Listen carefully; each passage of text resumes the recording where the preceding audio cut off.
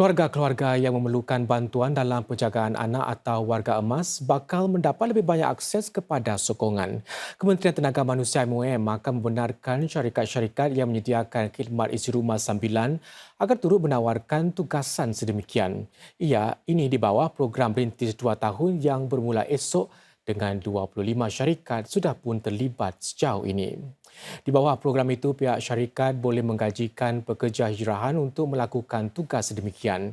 Mereka mesti dilatih sebelum dikerahkan ke isi rumah untuk membantu dalam tugasan seperti memandikan, memakaikan pakaian, menjaga atau bantu memberi ubat.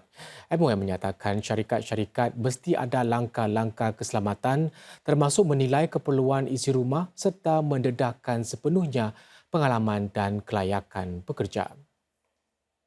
The pilot is for 2 years in order for us to evaluate the effectiveness of this pilot program, whether it's helpful to families, whether there is demand from from the market, and we are prepared to make further adjustments to this program if necessary.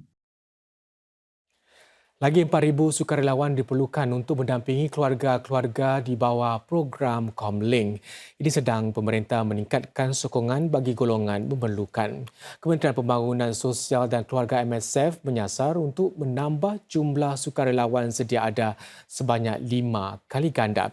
Ini agar program Comlink yang diperkemas dapat diperluaskan kepada 14,000 keluarga. Hello, Mr. Max. Setiap bulan sejak setahun lalu, Shen Jun menjenguk keluarga ini yang tinggal di sebuah flat sewa di Tua Payoh. Dan kini beliau rapat dengan pegawai keselamatan Max Wong dan anak lelakinya yang berusia 8 tahun. Sebagai pendamping Comlink, beliau juga membantu keluarga ini berusaha memiliki rumah sendiri. Ini termasuk membantu Encik Wong dan isterinya untuk mencari pekerjaan. Bagi membantu keluarga-keluarga seperti keluarga Encik Wong, Kementerian Pembangunan Sosial dan Keluarga atau MSF mahu memudahkan akses kepada sokongan.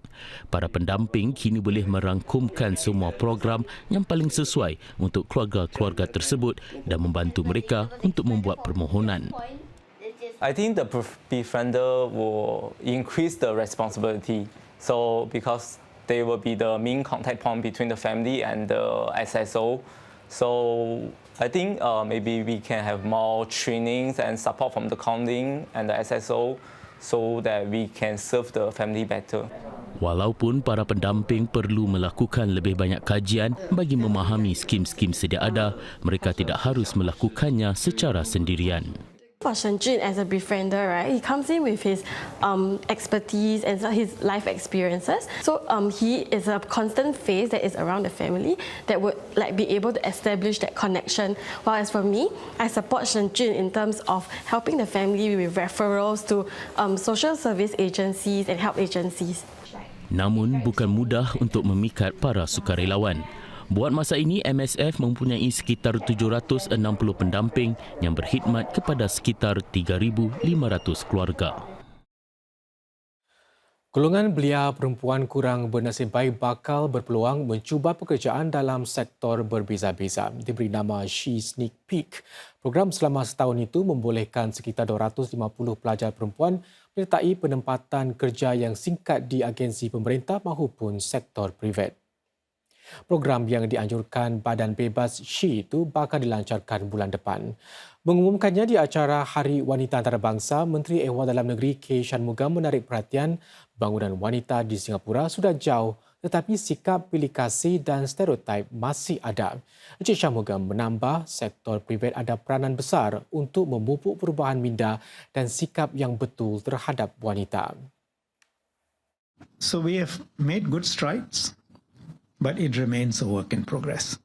And to bring about lasting positive change, we have to inculcate the right mindset and requires a whole of society effort.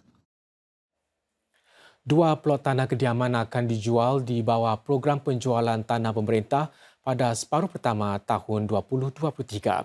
Kedua-dua tapak ini boleh menghasilkan sekitar 1,540 unit rumah privat baru dan ia adalah sebahagian daripada kira-kira 4,000 rumah yang akan disediakan di 5 tapak lain dalam beberapa bulan akan datang.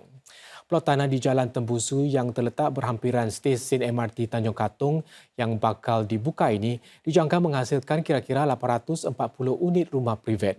Para penganalisis berjangkakan bilangan pesaing yang rendah bagi plot tanah ini. Satu lagi plot tanah yang akan dilancarkan Lembaga Perumahan dan Pembangunan HDB terletak di Tampines Street 62 yang akan menempatkan sekitar 700 unit kondominium eksekutif. Walaupun para pemerhati pasaran menjangka ia akan menerima permintaan yang tinggi, mereka juga sedar bahawa para pemaju akan berhati-hati dalam bidaan mereka. Ini disebabkan kadar faedah dan kos binaan yang lebih tinggi. Para pelanggan kini memburu hidangan dan barang dapur lebih murah di tengah-tengah harga makanan yang semakin meningkat. Lantaran itu mereka ke platform online yang membantu para pembekal dan peniaga menjual barangan lebihan serta yang hampir tamat tarikh luput pada harga lebih murah. Selain itu, isu kemampanan juga didapati menarik minat para pelanggan. Sesi bufet makan tengah hari di hotel ini hampir tamat, tetapi makanan yang berlebihan ini tidak akan terbuang. Sebuah syarikat yang menghubungkan hotel ini kepada para pengguna melalui aplikasi online akan menjual makanan berlebihan pada separuh harga asal. Treat Sure juga berbuat serupa bagi produk yang dijual para peruncit lain. Khidmat tersebut sudah menyaksikan jumlah penggunanya meningkat. Turut senasib adalah satu lagi platform Just Tapau menjual makanan berlebihan dari restoran dan kedai roti pada harga lebih murah. Pengasas bersama Just Tapau berkata kadar penjualannya naik 3 kali ganda sejak tahun 2021 dan ia disokong perubahan dalam tingkah laku pengguna terhadap pilihan makanan lebih mampan. Dengan inflasi makanan semakin meningkat dan pihak berkuasa menganggarkan paras itu kekal tinggi dalam tempoh masa terdekat, kedua-dua platform itu mungkin menyaksikan jumlah pelanggannya terus meningkat. Ini sedang mereka mengekalkan perbelanjaan yang rendah. Seorang lelaki berusia 33 tahun didakwa pagi tadi berhubung kes menyerang pelakon dan artis Malaysia Kamal Adli di Singapore Expo Ahad lalu. Muhammad Nabil Rashid hadir di mahkamah menerusi hubungan video dari penjara di mana dia sedang ditahan. Nabil dikenakan satu pertuduhan sengaja menyebabkan kecederaan dengan menggunakan senjata berbahaya. Dia dituduh menggunakan belantan untuk memukul kepala Kamal Adli berkali-kali di Singapore Expo Dewan 5A sekitar 9.20 malam Ahad lalu. Akibatnya, bahagian belakang kepala Kamal luka sepanjang 3 cm. Nabil akan terus ditahan di Institut Kesihatan Mental selama 2 minggu bagi penilaian psikiatri. Dia yang tidak diwakili peguam enggan membuat sebarang kenyataan di mahkamah. Dia akan kembali ke mahkamah pada 28 Mac ini. Jika sabit kesalahan, dia boleh dipenjara sehingga 7 tahun, didenda, disebat atau kesemuanya sekali.